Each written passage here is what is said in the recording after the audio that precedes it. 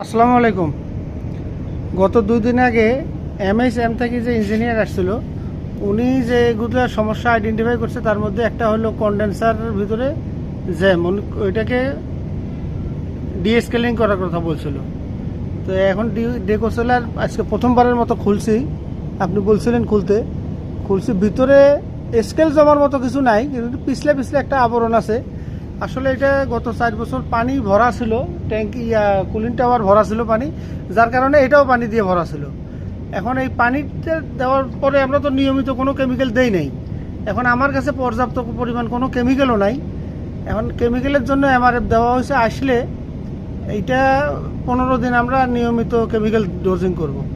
তারপরে একদিন brush clean করে দিলে আমার মনে হয় এই আবরণটা চলে গেলে এই সমস্যাটা সমাধান হয়ে যাবে। এখন এখানে 76টা টিউব আছে, প্রত্যেকটা টিউবের ভিতরেই পিচ্ছিল একটা আবরণ দেখা যাইতেছে। তবে স্কেল নাই, এই ব্যাপারে আমি শিওর স্কেল নাই। স্কেল থাকলে তো ভাঙ্গি ভাঙ্গি আমার হাতে আসতো। স্কেল নাই। ধন্যবাদ স্যার।